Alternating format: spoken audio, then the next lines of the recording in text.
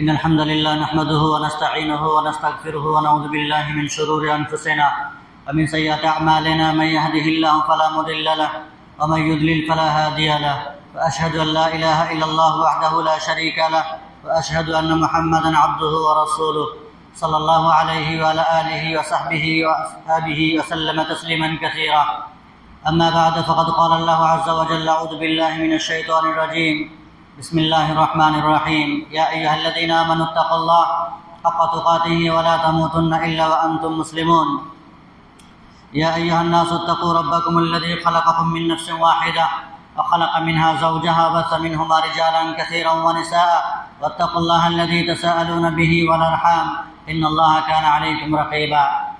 يا أيها الذين آمنوا اتقوا الله وقولوا قولا سديدا يصلح لكم أعمالكم ويغفر لكم ذنوبكم، ومن يطع الله ورسوله فقد فاز فوزا عظيما.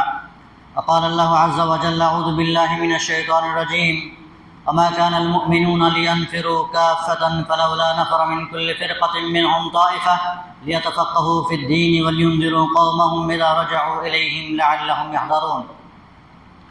শ্রদ্ধেয় সমবেত সম্মানিত ওলামায়ে কেরাম, সম্মুখস্থ দিন দরদ ইসলাম দরদি ভাই সকল ও পর্দার অন্তরালে আমার মা ও বোনেরা, যাবতীয় প্রশংসা স্তবস্তুতি একমাত্র সে মহান স্রষ্টা আল্লাহ রব্বুল ইজ্জতের নিমিত্তে আলহামদুলিল্লাহ। অতঃপর বিশ্বনবী মুহাম্মদুর রাসূলুল্লাহ সাল্লাল্লাহু আলাইহি সাল্লামের উপর সালাত ও সালাম তথা দরুদ নাযিল হোক। আল্লাহুম্মা আমিন। আল্লাহুম্মা সাল্লি আলাইহি, আল্লাহুম্মা বারিক আলাইহি, আল্লাহুম্মা সাল্লি ওয়া সাল্লিম আলা নাবিয়িনা মুহাম্মদ ওয়া আলা আলিহি ওয়া সাহবিহি ওয়া সাল্লাম। সম্মানিত উপস্থিতি, আজকের বিশেষ করে এ পর্যায়ে বা আজকের এই দিনী সভা দাওয়াতে সভাতে আল্লাহ রব্বুল ইজ্জতের ঐশী গ্রন্থ পবিত্র কালামুল্লাহ থেকে দাওয়াতকে কেন্দ্র করে একটি আয়াত পরিবেশিত হয়েছে। তাতে একাধিক আয়াত এবং হাদিসকে সম্মুখে রেখে দাওয়াত ও সংগঠন এই শিরোনামে আলোচনা করতে চলেছে মা তৌফিক ইল্লা বিল্লাহ। দাওয়াত ও সংগঠন।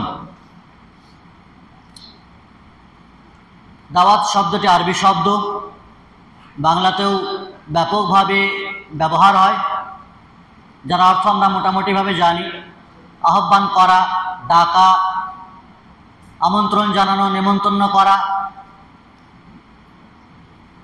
দাওয়াত ইলাল্লাহ, এখানে যে দাওয়াত শব্দটি আমরা ব্যবহার করি মূলত আল্লাহর পথে আহ্বান করা। খাওয়ার জন্য, পান করার জন্য, বা রাজনৈতিক দল পার্টি করার জন্য, বা আরো অন্যান্য কোনো উদ্দেশ্য কিচ্ছু নেই। সির্ফ আল্লাহর সন্তুষ্টি অর্জন, আল্লাহর দ্বীন কায়েমের জন্য, ইসলামের বিধি বিধান নিজের জীবনে বাস্তবায়নের জন্য, রবের আহকাম, রাসূলুল্লাহ সাল্লাল্লাহু আলাইহি ওয়াসাল্লামের আনিত শরীয়ত সর্বত্র পৌঁছানো, প্রচার প্রসার করার উদ্দেশ্যে আহ্বান করা। এটি হলো মূলত দাওয়াত। আল্লাহর জমিনে তার প্রতি আহ্বান বা তার পথে আহ্বানের জন্য রব্বুল ইজ্জত যুগে যুগে কালে কালে অসংখ্য নবী এবং রাসূল পাঠিয়েছিলেন। সকল নবী এবং রাসূল তাদের জিম্মেদারি, তাদের দায়িত্ব যা তাদের স্কন্ধে কাঁধে ছিল, সেগুলো তারা যথাসাধ্য পালন করে গেছেন। পরবর্তীতে উলামায়ে কেরাম সেই জিম্মেদারি সামলাচ্ছেন। যেহেতু নবীদের ওয়ারিস উলামায়ে কেরাম, ফলে তাদের জিম্মেদারি একটু বেশি, তাদের দায়িত্ব একটু বেশি। তারা সে দাওয়াতের কাজ করবেন, করছেন।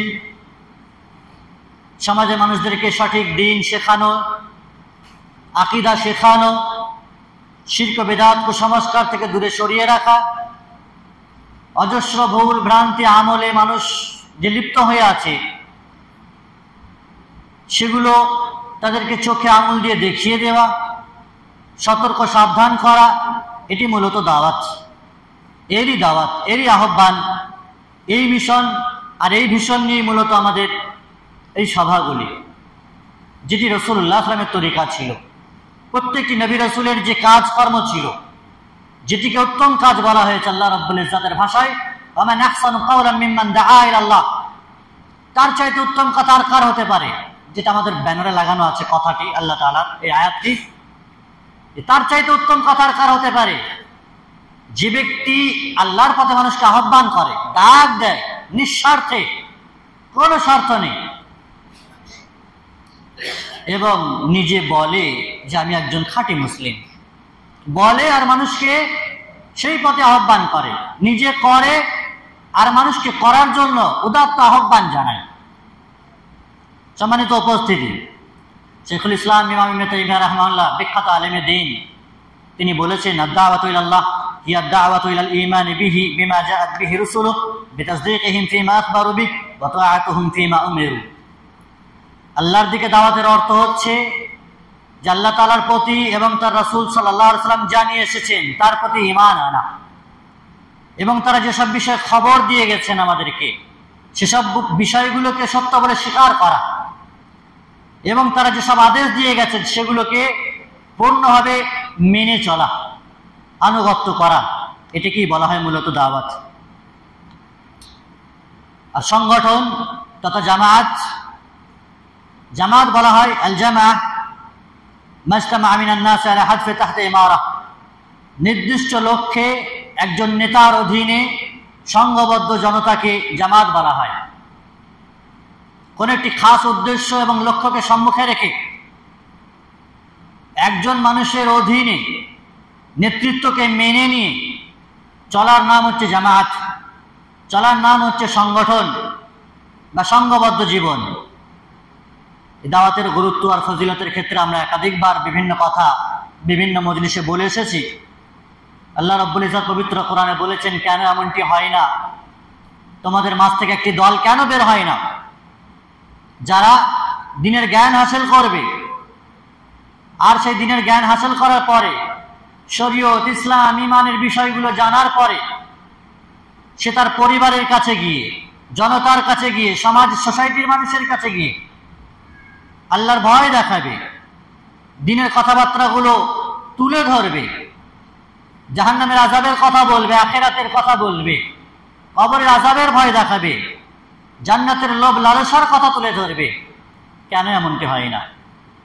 ইযা রাজাউ ইলাইহিম লাআল্লাহুম ইয়াহদারুন, যখন মানুষের কাছে বলবে, মানুষ যাতে করে ভয় ভীত সন্ত্রস্ত হয়। অবশ্যই কোরআন ও সুন্নাহর আলোচনা, অসংখ্য মানুষ আছে যাদের অন্তর একেবারে ফাঁকা, শূন্য, অন্তরে কোনো রকমের অ্যাঁচ প্যাঁচ টেরা বক্রতা নেই। ওয়াযাক্কির ফাইন্না যিকরা তানফাউল মুমিনিন, নসিহত করতেই থাকতে হবে আমাদেরকে, কারণ মুমিনদের জন্য নসিহত কাজে লাগে, উপকারে আসে, তাদের জন্য এটি কল্যাণদায়ক। ফলে আমাকে আপনাকে রবের দায় দায়িত্ব যে আমাদের উপরে আছে, মুসলিমিয়া লোক হোক না কেন, আমরা সংখ্যায় অল্প হই না কেন, আমাদের জিম্মেদারি, আমাদের দায়িত্ব হচ্ছে যে আমরা অপরের কাছে পৌঁছে দেব। সম্মানিত উপস্থিতি, তাহলে মূলত দাওয়াতের কাজ করা এটি অপরিহার্য বিষয়। সমাজের কোনো মানুষ যদি না করে তাহলে সকলেই গুনাহগার হবে। দাওয়াত ছাড়া জীবন অচল। ভালো কাজের আদেশ ছাড়া মানুষ বাঁচতে পারে না, খোদ নিজেও বাঁচতে পারবে না, আর সমাজকেও বাঁচাতে পারবে না। মন্দ কাজ থেকে যদি মানুষকে নিষেধ না করে তাহলে খোদ সেই মন্দ কাজে নিজেও লিপ্ত হবে, নিজেও গোল্লায় যাবে, আর জাতি সমাজ নষ্ট হবে, বরবাদ হবে। ফলে দাওয়াতের কাজ করা হলো অপরিহার্য বিষয়। কিছু মানুষ যদি করে নেয় তাহলে এটি সবার পক্ষ থেকে যথেষ্ট হয়ে যায়। এটি ছিল দাওয়াত। আরেকটি হচ্ছে সংগঠন, যেটাকে আমরা জামাতবদ্ধ জীবন বলি। আমরা জানি সমাজবদ্ধ জীবনযাপন হচ্ছে মানুষের এটি সহজাত প্রবৃত্তি। মানুষ একাকী কোথাও বসবাস করে না, দু চার ঘর, পাড়া, মহল্লা, গ্রাম, এভাবে মানুষ বসবাস করে যাতে করে একে অপরের সুখে দুঃখে মানুষ কাজে আসে,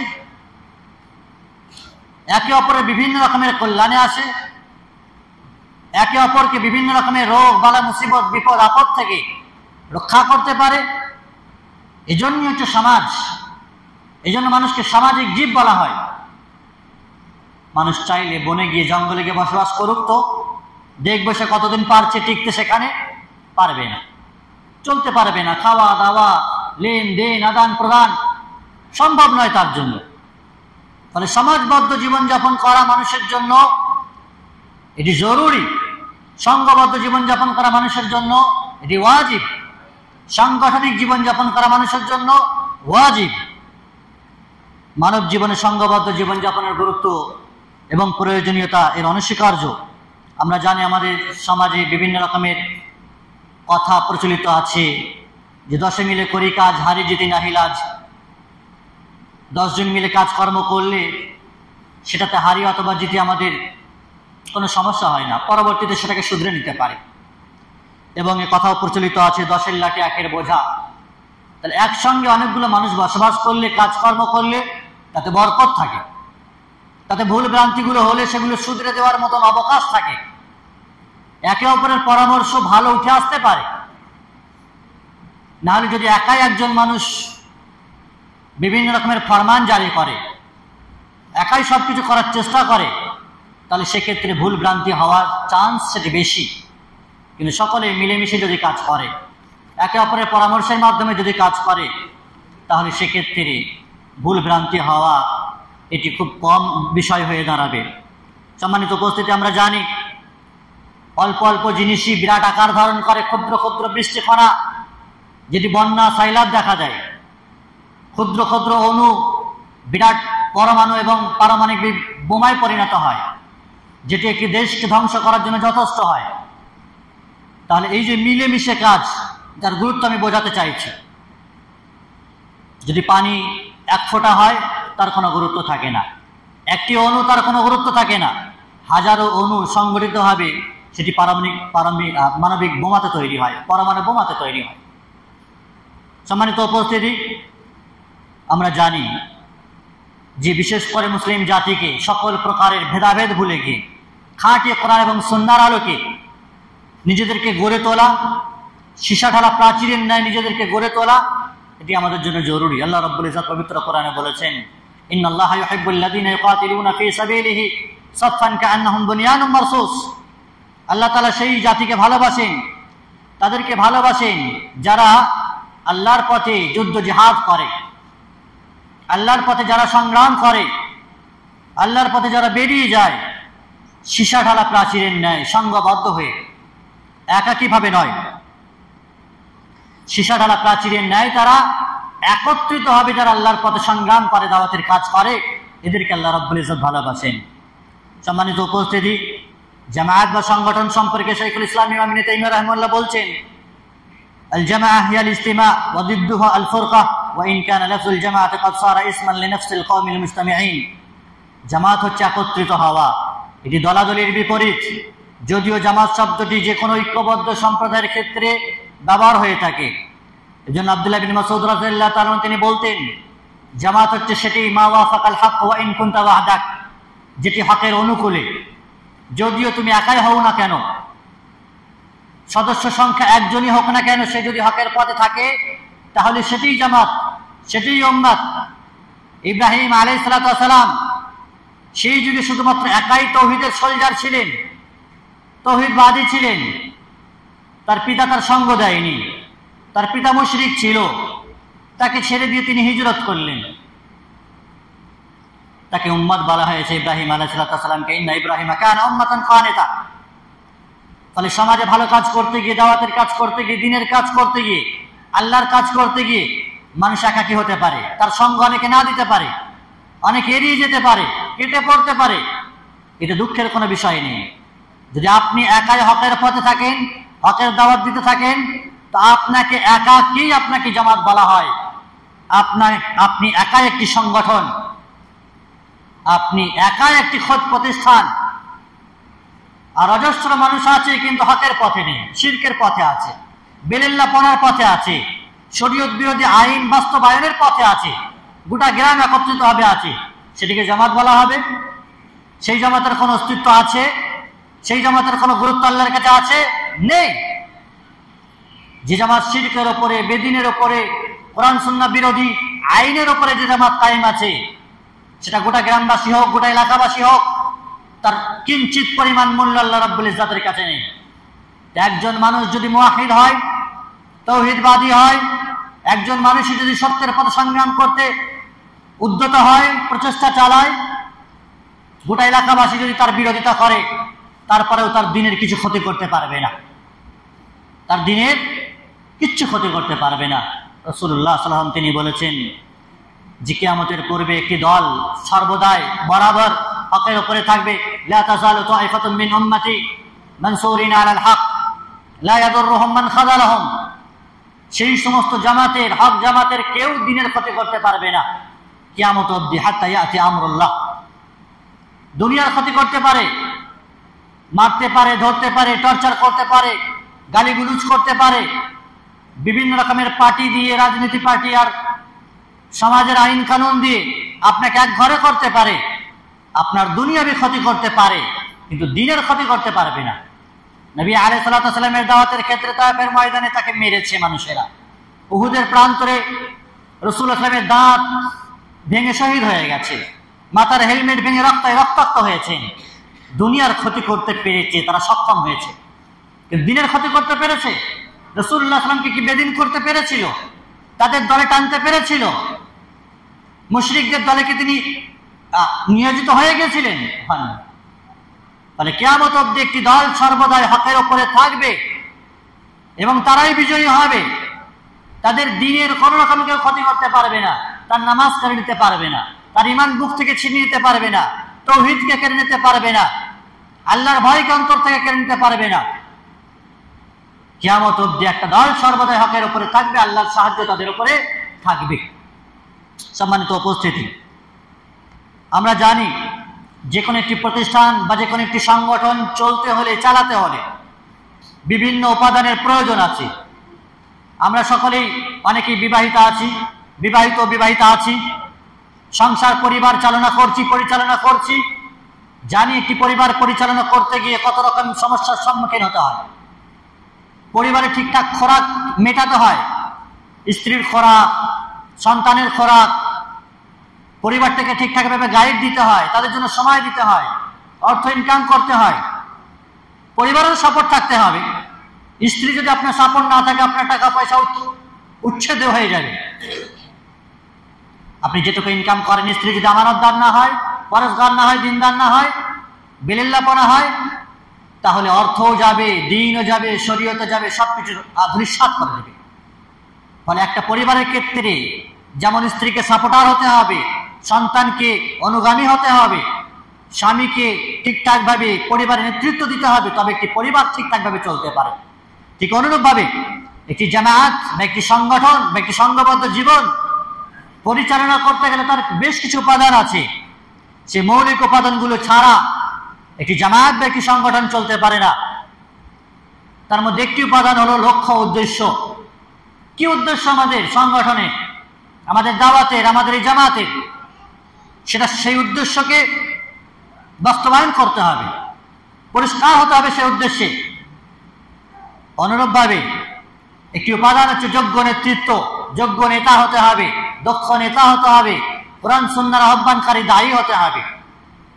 যোগ্য এবং দক্ষ নেতা ছাড়া কোনো সংগঠন বা কোনো প্রতিষ্ঠান চলতে পারে না, কোনো জামাত চলতে পারে না।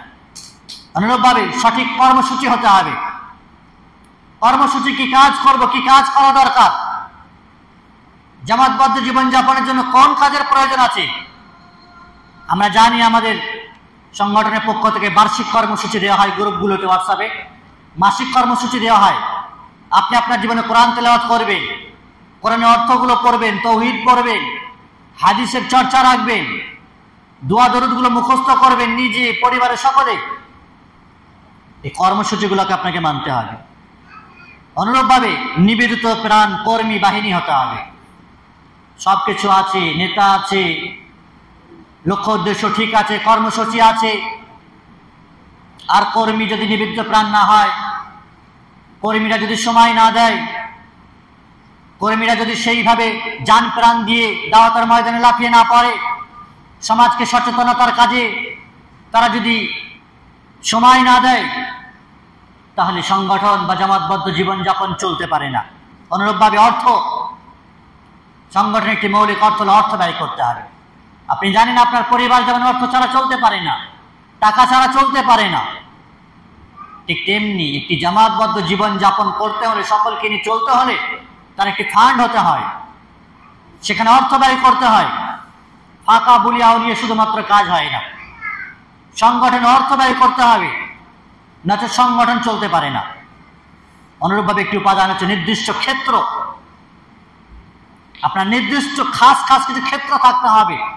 কোথায় কোথায় আপনি দাওয়াত দেবেন, ময়দান কোথায় কোথায় হবে, কি কি পর্যায়ে হবে, কিভাবে দেবেন, তার তরিকা, তার পদ্ধতি, তার নিয়ম, তার রুলস, এগুলো ঠিক করতে হবে। এই 6টি বিশেষ করে মৌলিক উপাদান একটি পূর্ণ সংগঠন চালানোর ক্ষেত্রে এটিকে একটি চলন্ত গাড়ির সাথে উদাহরণ দেওয়া যায়। এটি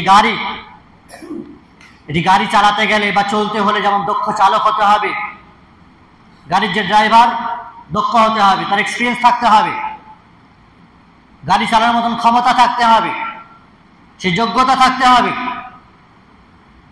যদি দক্ষ চালক না হয়, কোন রকমের গাড়ি চালানো শিখেছে, আপনি তার গাড়ি চাপবেন যে ভাই এয়ারপোর্ট যেতে হবে, আমি এই মাত্র শিখেছি কোনো রকমে, তার গাড়িতে কেউ চাপবে? কোন রকমের মানে কি বলে হেলিকপ্টার বা ফ্লাইট চালানো কোন রকম হয়তো শিখেছে, তাকে চালাতে দিয়ে দেবে বা সে চালাবে বা সে চালালে সেটা নিরাপদ হবে? কখনোই না। একজন দক্ষ চালক ছাড়া যদি কেউ গাড়ি চালায় তাহলে সেটা অ্যাক্সিডেন্ট হবে, সে খোঁজ যাবে গোল্লায়, মরবে, আর জাতিকেও মারবে, প্যাসেঞ্জারদেরকেও মারবে।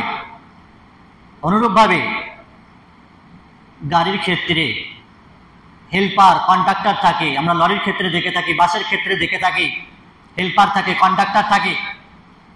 তারা যদি ঠিকঠাকভাবে গাইড না দেয়, পাশে বাস আছে, গাড়ি আছে, সাইকেল আছে, রোডটাকে ঠিকঠাকভাবে মেপে না বুঝে যদি চালককে না গাইড দেয়, না হেল্প করে চালককে, তাহলে সেই গাড়ি সঠিকভাবে চলতে পারে না, গন্তব্যস্থলে পৌঁছতে পারবে না।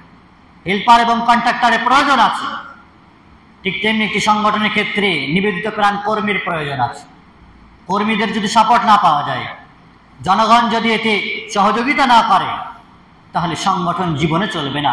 জবাববদ্ধ জীবনযাপনের যতই আমরা গুরুত্ব ফুটিয়ে তুলি, সেটি সুষ্ঠুভাবে চালনা করা সম্ভবপর হবে না।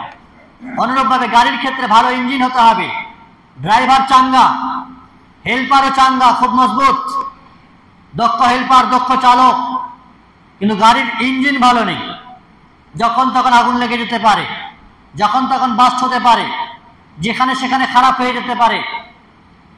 এমন ইঞ্জিন যে গাড়িতে থাকবে, সেই গাড়ি যদি কোথাও ভাড়া করেন আপনি, তাহলে আপনি যাবেন বলে মনে হয়? কোথাও ফেঁসে গেলে তার কি অবস্থা হবে?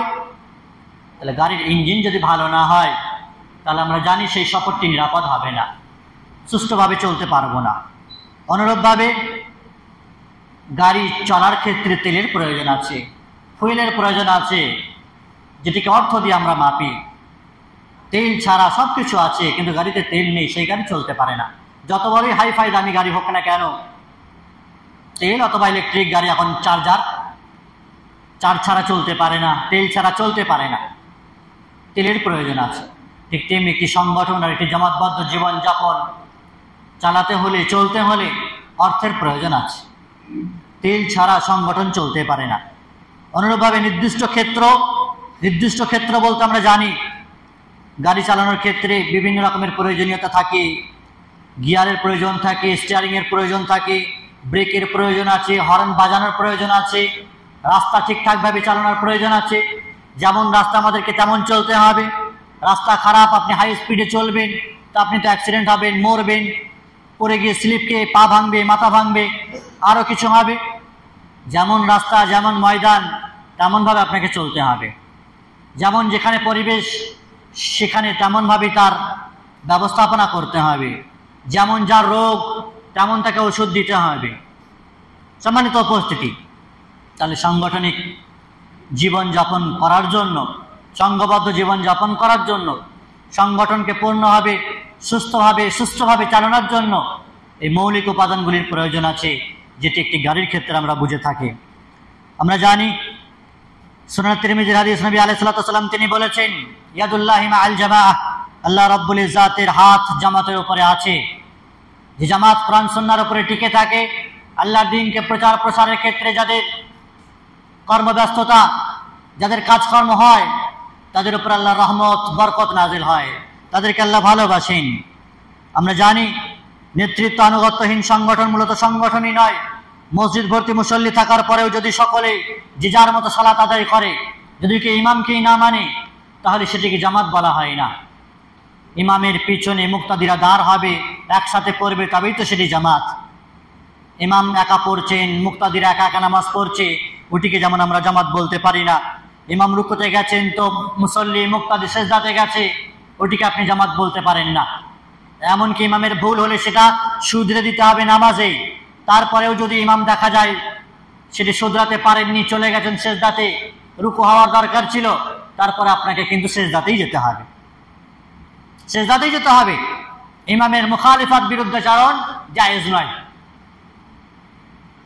ফলে নেতা এবং নেতৃত্বের বিরোধিতা জায়েজ নয়। যতক্ষণ তিনি কোরআন সুন্নাহর আলোকে বক্তব্য রাখছেন, কোরআন সুন্নাহর আইন বাস্তবায়নের ক্ষেত্রে চলাফেরা করছেন, চাচ্ছেন, ততক্ষণ তার বিরোধিতা জায়েজ নয়। তবে অবশ্যই কোরআন সুন্নাহ বিরোধী কোনো আইন, কোনো নিয়ম, কোনো কথা বললে তার সংশোধন, তার পরিবর্তন, তার শুধরানো সেটি জরুরি, সেটি বলা অত্যন্ত জরুরি। সম্মানিত উপস্থিতি, আমরা জানি নবী আলাইহিস সালাতু ওয়াস সালামের একাধিক হাদিস রয়েছে সহিহ বুখারী, সহিহ মুসলিমে বর্ণিত, মাইয়াতিল আমিরা ফাকাদ আতা আল্লাহ ওয়া মাইয়াসিল আমিরা ফাকাদ আসা আল্লাহ ফাকাদ আসানি। যে ব্যক্তি আমিরের আনুগত্য করল, সেটি রাষ্ট্রনায়ক হোক, রাষ্ট্র শাসক হোক, অথবা ইসলামী বিধিবিধানের ক্ষেত্রে বাস্তবায়নের ক্ষেত্রে কোনো সংগঠনের আমির হোক, তার যে ব্যক্তি অনুগত্য করলো ফাকাদ আতাআনি, রাসূলুল্লাহ সাল্লাল্লাহু আলাইহি ওয়াসাল্লাম বলছেন সে ব্যক্তি আমার আনুগত্য করলো। আর যে ব্যক্তি আমিরের নাফরমানি বিরুদ্ধাচরণ করবে, সে যেন আমার নাফরমানি করলো। অনুরূপভাবে নবী আলাইহিস সালাতু ওয়াস সালাম তিনি বলেছেন, সহিহ মুসলিমে বর্ণিত, ইন উমিরা আলাইকুম আবদুন মুজদা ইয়াকুদুহুম বিকিতাবিল্লাহি ফাসমাউ লাহু ওয়া আতিউ। যদি তোমাদের কাছে নাক কান কর্তৃত কোনো কৃতদাসকেও আমির বানিয়ে দেওয়া হয়, তারপরেও তার কথাকে শুনতে হবে, মানতে হবে, যতক্ষণ পর্যন্ত তিনি আল্লাহর কিতাব এবং সুন্নাহ অনুযায়ী বিধান কার্যকর করছেন, ততক্ষণ তার আনুগত্য করতে হবে। অন্যত্র এসেছে, ইসমাউ ওয়া আতিউ ওয়া ইন ইসতা'মালা আলাইকুম আবদুন হাবাশী কাআন্না রাসাহু যাবিবা।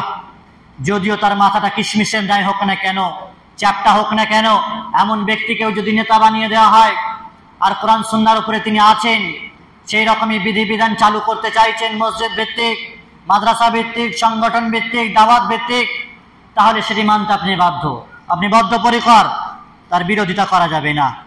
সম্মানিত উপস্থিতি, অনুরূপভাবে জামাতবদ্ধ জীবনযাপনের ক্ষেত্রে একাধিক কোরআন সুন্নাতে বিভিন্ন রকমের আয়াত এবং হাদিস রয়েছে। নবী আলাইহিস সালাতু ওয়াস সালাম তিনি বলেছেন, লা তুআতা ফি মাসিয়াতিল্লাহ ইন্নামা তুআতু ফিল মারুফ। সুনান আবু দাউদে বর্ণিত, আল্লাহর অবাধ্যতায় কারোর কোনো আনুগত্য চলবে না। যদি দেখা যায় আল্লাহ বিরোধী, শরীয়ত বিরোধী কোনো আইন কানুন কেউ চালাতে চাচ্ছে, তাহলে এক্ষেত্রে আপনি মানতে বাধ্য নন কোনো ব্যক্তির কথা। ইন্নামা তুআতু ফিল মারুফ, আনুগত্যের ক্ষেত্রে শুধুমাত্র স্রষ্টারই কথা চলবে। সম্মানিত উপস্থিতি, সাংগঠনিক জীবনযাপন বা সংঘবদ্ধ জীবনযাপনের বেশ কিছু গুরুত্ব আছে, উপকারিতা রয়েছে। তার মধ্যে একটি উপকারিতা হলো আল্লাহর রহমত লাভ হয়।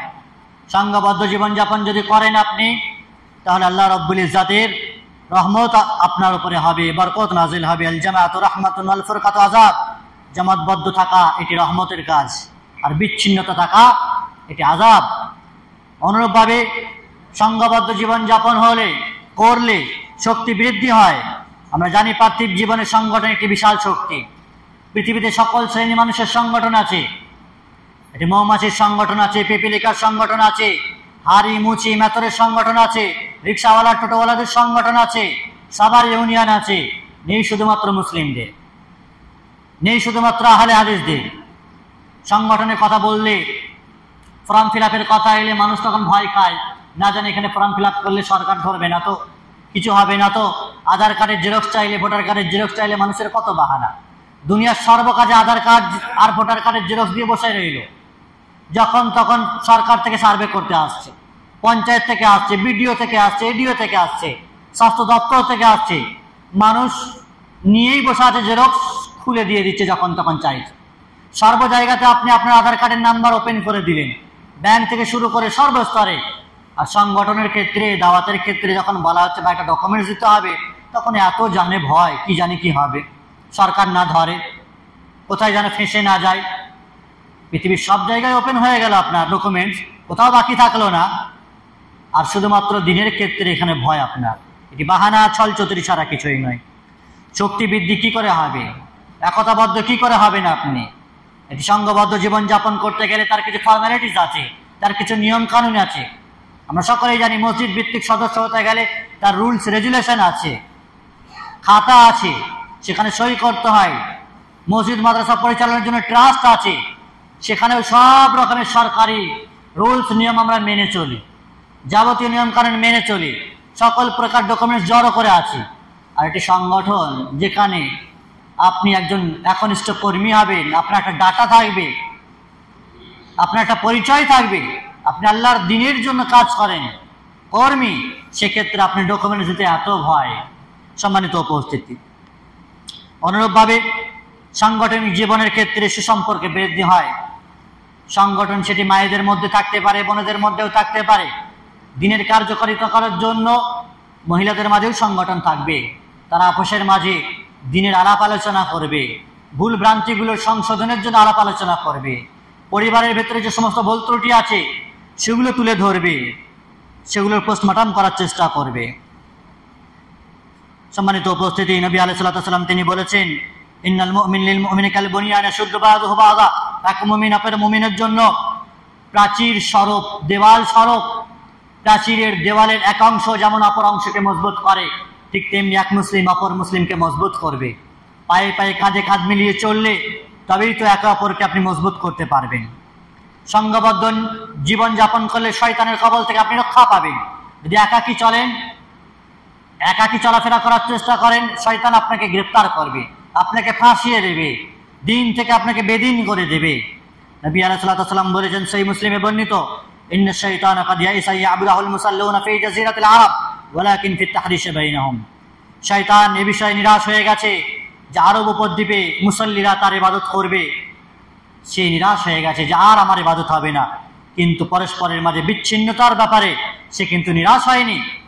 শয়তান সর্বদা চেষ্টা করবে যে কি করে মানুষের মাঝে সম্পর্ককে নষ্ট করা যায়, আলাদা আলাদা করা যায়, একাকে একা কিভাবে করা যায়, তুই একাই চল, একাই চলতে পারবি। এই কুমন্ত্রণা শয়তান মানুষের মাঝে দিতে থাকে। সংঘবদ্ধ এবং সাংগঠনিক জীবন থেকে মানুষকে দূরে সরিয়ে রাখার অপপ্রয়াস, অপচেষ্টা চালিয়ে থাকে।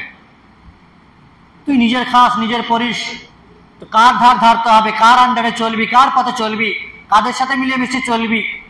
সম্মানিত উপস্থিতি, এটি শয়তানি কুমন্ত্রণা। শয়তান আমাদেরকে সবসময় বিচ্ছিন্নতার শিক্ষা দেয়। বিচ্ছিন্নতা যত হবেন শয়তান তত ঘাড়ে চেপে বসবে। ফলে আপনি একাকিত্ব ছেড়ে সাংগঠনিক জীবনযাপন, সংঘবদ্ধ জীবনযাপন করার প্রতি উদ্বুদ্ধ হবে। নবী আলাইহিস সালাম বলেছেন, আলাইকুম বিল জামাআহ, তোমরা ঐক্যবদ্ধভাবে বসবাস করো। ওয়া ইয়াকুম আল ফুরকা, আর বিচ্ছিন্নতা থেকে সাবধান থেকো। কারণ ফাইন্না শাইতানা মাআল ওয়াহিদ ওয়া হুয়া মিনাল ইসনাইনি আবাদ, শয়তান একক ব্যক্তির সাথে থাকে, একজন ব্যক্তির সাথে থাকে, সে দুজন হতে অনেক দূরে চলে যায়। যখন দুইজন হবে শয়তান পালিয়ে যাবে, তিনজন হবে শয়তান সেখান থেকে পালিয়ে যায়, অনেকগুলো মানুষ একত্রিত হবে সেখান থেকে শয়তান চলে যাবে। অনুরূপভাবে সামাজিক শৃঙ্খলা বজায় থাকে যখন স্বেচ্ছাচারিতা বন্ধ হয়, আত্মকেন্দ্রিক না হয় বহুকেন্দ্রিক কর্মকাণ্ড হয়ে থাকে। সাংগঠনিক জীবনযাপন দিনের হেফাজত হয়, দিনকে হেফাজত করার ক্ষেত্রে সহজতর হয় এবং ওহীর বিধান প্রতিষ্ঠা হয়। অনুরূপভাবে সম্মিলিত প্রচেষ্টার ক্ষেত্রে আমরা জানি যে কাজ একা করা সম্ভব নয়, সে কাজ সকলে মিলেমিশে যদি করি সেটি সহজ হয়, সহজলভ্য হয়। বিভিন্ন রকমের পরামর্শের কারণে বিষয়টি আরো সহজ হয়ে যায়। যেমনটি নবী আলাইহিস সালামের পিরিয়ডে খন্দকের যুদ্ধের সময় রাসূলুল্লাহ সাল্লাল্লাহু আলাইহি ওয়াসাল্লাম সাহাবায়ে কেরামের কাছ থেকে পরামর্শ নিচ্ছিলেন। মদিনা তিন দিক থেকে ঘেরা, পাহাড়ে ঘেরা, একদিক শুধুমাত্র খালি, মুশরিকরা, মক্কার কাফেরেরা সেই দিক থেকে চড়াও হবে আমাদের উপরে, কি করে বাঁচা যাবে, কি করে আমরা রক্ষা পাবো? সকলের কাছে পরামর্শ চাইছিলেন। সেই সময় সালমান ফারসি রাদিয়াল্লাহু তাআলা আনহু পরামর্শ দিলেন যে বড় বড় গর্ত খনন করা হোক, পরীক্ষা খনন করা হোক, তাহলে তারা আর আমাদের কাছে এসে পৌঁছাতে পারবে না, গর্তে পড়ে যাবে। উট নিয়ে হোক ঘোড়া নিয়ে তারা যখন আসবে গর্তে পড়ে যাবে। সালমান ফারসি রাদিয়াল্লাহু আনহুর এই পরামর্শটি রাসূলুল্লাহ সাল্লাল্লাহু আলাইহি ওয়াসাল্লাম কবুল করেছিলেন, গ্রহণ করেছিলেন, আর সেটাই কার্যকর হলো। ফলে বিভিন্ন মানুষের কাছ থেকে পরামর্শ নিলে ভালো জিনিসটি উঠে আসে। কার মাথায় কি আল্লাহ রাব্বুল ইজ্জত দিয়েছেন, এটি ভালো জিনিসটি উঠে আসার কারণে একটি সংঘবদ্ধ জীবনযাপন আমরা গড়তে পারি এবং সুস্থ জিন্দেগি আমরা গড়তে পারি। অনুরূপভাবে মেধা ও দক্ষতা আল্লাহ রাব্বুল ইজ্জত এক এক মানুষকে এক এক মেধা দিয়েছেন। কারো কূটনীতিবিদ, কেউ কূটনীতিবিদ, কেউ রাজনীতিবিদ, কেউ সমাজনীতিবিদ, কারোর ভিতরে ইসলামিক জ্ঞান আছে, বিভিন্ন রকমের জ্ঞান মানুষের মাঝে আল্লাহ রাব্বুল ইজ্জত দিয়েছেন। ফলে কার জ্ঞানটা কখন কাজে লাগে বিভিন্ন রকমের পরামর্শের মাধ্যমে সেটা ফুটে ওঠে। পরামর্শ ভিত্তিক দাওয়াতের কাজ করতে হবে, পারস্পরিক একে অপরকে সাহায্য সহযোগিতা করতে হবে। অন্যায়ের ক্ষেত্রে, শরীয়ত বিরোধী কাজকর্মের ক্ষেত্রে কখনোই কারো সাপোর্টার হওয়া যাবে না, কারো সহযোগিতা করা যাবে না। যদিও সে আমার ভাই হোক না কেন, আমার চাচা হোক না কেন, আমার বন্ধু বান্ধব হোক না কেন, শরীয়ত বিরোধী আইন বাস্তবায়ন হচ্ছে, সেখানে আমি আপনি নাম লেখাতে পারি না, তাদের সহযোগিতা করতে পারি না। দুনিয়ার আইনের ফাঁদে ফেলে আমাকে হয়তো কিছুটা কষ্ট দেবে, কিছুটা সাহায্য করার চেষ্টা করবে, কিন্তু আল্লাহ রাব্বুল ইজ্জতের উপর পূর্ণ আস্থা এবং ভরসা রেখে আখিরাতের উপর, আখিরাতকে টার্গেট বানিয়ে জীবনযাপন করলে দুনিয়ার এই সামান্য কষ্টকে উপেক্ষা করে আপনি পরকালের জিন্দেগি আরাম এবং আয়েশের সাথে আপনি কাটাতে পারবেন। অনুরূপভাবে দাওয়াতের স্থায়ী ভিত্তি স্থাপন হয়ে থাকে পরস্পর এইভাবে সংঘবদ্ধ জীবনযাপনের কারণে। অনুরূপভাবে আমরা দাওয়াতের ব্যাপক প্রচার এবং প্রসারের কাজ সংঘবদ্ধ জীবনযাপনের মাধ্যমে বেশিরভাগ করতে পারি। অনেক মানুষ জুড়ে থাকলে বিভিন্ন কথাবার্তা যে আলোচনা হয় বিভিন্ন জায়গাতে সেটা ছড়িয়ে পড়বে, বিভিন্ন গ্রামে ছড়িয়ে পড়বে, এবং সোশ্যাল নেটওয়ার্কের মাধ্যমে আমরা জানি দাওয়াতের কাজগুলো সাংগঠনিকভাবে বিভিন্ন স্তরে ছড়িয়ে পড়বে, মানুষের কাছে ছড়িয়ে পড়বে। ফলে আল্লাহর জমিনে আল্লাহর দাওয়াত আমাদের মাধ্যমে ছড়িয়ে পড়লে এটা আমরা সফলতা অর্জন করতে পারবো, আখিরাতে নাজাত পেতে পারবো। আমাদের যে দায়বদ্ধতা আছে, যে জিম্মেদারি আছে, সেটি পালনে আমরা সফল হব। আল্লাহ রাব্বুল ইজ্জত তিনি আমাদেরকে সেই তৌফিক দান করেন, আমরা আমাদের লক্ষ্যে পৌঁছানো আমাদের জন্য সম্ভব হবে। ফলে সর্বদাই একাকিত্ব, বিচ্ছিন্নতাবাদী জীবনযাপন থেকে এড়িয়ে গিয়ে আমরা সর্বদাই চাইব যে আমরা যাতে করে একতাবদ্ধ হতে পারি, ঐক্যের প্ল্যাটফর্মে এক হতে পারি, এবং সর্বদাই কোরআন সুন্নাহর বাস্তবায়ন হবে এমন টিম, এমন সদস্য, এমন কর্মী যেন হতে পারে। আল্লাহ রাব্বুল ইজ্জত তার তৌফিক দান করেন। আল্লাহ রাব্বুল ইজ্জতের পথে দ্বীনের দাওয়াতের জন্য যেন নিজেরা নিবেদিত প্রাণ হতে পারি, সময় ব্যয় করতে পারি, সাথে সাথে অর্থ ব্যয় করতে পারি। আল্লাহ তার পূর্ণ তৌফিক দান করেন। জিহাদের ময়দানের জন্য আল্লাহ রাব্বুল ইজ্জতের কথা রয়েছে যে মালকেও যেমন ব্যয় করতে হবে, অর্থও ব্যয় করতে হবে, ঠিক তেমনি ভাবে সময়কে ব্যয় করতে হবে। ঠিক তেমনি আজকের ফিতনার যুগে কে না জানি ঈমান টিকিয়ে রাখা কত কষ্টকর, ইসলাম টিকিয়ে রাখা কত দুঃসাধ্য ব্যাপার হয়ে গেছে। নবী আলাইহিস সালামের ভাষায় এই সময়টি আসানাতুকা শাহর, আজকের বছর একটি মাসের মতো হয়ে গেছে, এবং একটি মাস আশ-শাহরু কাল-উসবু, একটি মাস একটি সপ্তাহের মতো হয়ে গেছে, একটি সপ্তাহ কাল ইয়াউম একটি দিনের মতো হয়ে গেছে। হয়নি? এই তো গত সপ্তাহে মুশারে প্রোগ্রাম করলাম, গত বুধবার, আর এই তো বুধবার চলে এলো। একটা সপ্তাহ মনে হচ্ছে একটা দিন, মনে হচ্ছে গত দিনেই আমরা প্রোগ্রামটা করেছি। এভাবে একটা সপ্তাহ আজকে একটা দিন হয়ে গেছে, মাস আজকে সপ্তাহে পরিণত হয়ে গেছে, বছর আজকে মাসে পরিণত হয়ে গেছে। ফিতনার যুগ, মানুষের কিভাবে দিনের সময় চলে যাচ্ছে অর্থ ইনকাম করতে গিয়ে, বিভিন্ন জায়গায় গল্প গুজব করতে গিয়ে, খেতে বসতে, উঠতে বসতে, শুতে আমাদের সময় কিভাবে চলে যাচ্ছে টের পাচ্ছি না। কোনো বান্দা বলবে যে সময় বরকত পাচ্ছে, সময় দ্বারা যথেষ্ট ফায়দা উঠাতে পারছে না। সময়ের বরকত উধাও হয়ে গেছে আমাদের কাছ থেকে। এই ফিতনাপূর্ণ জীবন জিন্দেগি আমাদের কাছে চলে এসেছে। মানে এই সময়ে বেশ কিছু করণীয় আমাদের জন্য অবশ্যই আছে। ফিতনার সময়ে যাচ্ছে তাই যেখানে সেখানে মুখ খোলা যাবে না, মুখ বন্ধ রাখতে হবে, নীরবতা পালন করতে হবে। কিছু সময় মুখ খুলবেন তো মৌমাছি ঢুকবে, গন্ধ দুর্গন্ধ মুখে ঢুকবে, বিভিন্ন রকমের মানুষের কথাবার্তা ঢুকবে। এই ফিতনার যুগে বোবা হয়ে থাকা ভালো। কানে যত রকমের কথা উল্টো পাল্টা আসবে, মন মগজ মস্তিষ্ক গরম হবে, উল্টো পাল্টা কথা বের হবে। এই জন্য কোরআন সুন্নাহরই শুধুমাত্র কথা বলবো, শুনবো, আর কোরআন সুন্নাহ ছাড়া অন্য কোনো কথা আমরা শুনবো না। বোবা হয়ে থাকবো, বধির হয়ে থাকবো, কালা হয়ে থাকবো। আর মুখের ক্ষেত্রেও বোবা হয়ে থাকবো, শুধুমাত্র কোরআন সুন্নাহর কথা বলবো। অন্য কোনো কথা বলতে গেলে আপনি ফাঁসবেন। অন্য কোনো কথা বলতে গিয়ে আপনার মুখ দেখে গীবত, পরনিন্দা, পরচর্চা না জানে কত শত কথা বের হয়ে যাবে। ফলে নীরবতা পালনই আমাদের জন্য সেরে রয়েছে। ফিতনার যুগে নবী আলাইহিস সালাম বলেছেন, মান সামাতা নাজা, যে ব্যক্তি চুপ থাকলে সে ব্যক্তি নাজাত পেয়ে গেল। নীরবতা থাকা ফিতনার যুগে এটি সবচেয়ে গুরুত্বপূর্ণ বিষয়। নবী আলাইহিস সালাম অন্যত্র বলেছেন, আমলিক আলাইকা লিসানাক, তুমি তোমার জবানকে কাবু করো, জবানকে আঁকড়ে ধরো, কন্ট্রোল করো। ফিতনার যুগে তোমার একটি কথা সমাজে দাউ দাউ করে আগুন জ্বলতে পারে। তোমার একটি কোরআন সুন্নাহ বিরোধী কথা মানুষকে দিন বিরোধী করে দিতে পারে। তোমার একটি আওয়াজ, তোমার একটি নীতি মুখ থেকে বার করা মানুষকে দিন ইসলাম থেকে বহিষ্কার করে দিতে পারে। তোমার একটি ডায়লগ, তোমার একটি এই নোংরা কথা যা মানুষকে নোংরামিতে ফেলে দিতে পারে, তোমার কারণে তারা জাহান্নামে যাবে, যার জিম্মেদার তুমি হবে। ফলে এই সময়ে জবানকে কন্ট্রোল করেন। আমলিক আলাইকা লিসানাক। আর বিশেষ করে হাদিসে এসেছে, ওয়ালিয়াসা ফি বাইতিক, বাড়িতে অবস্থান করেন।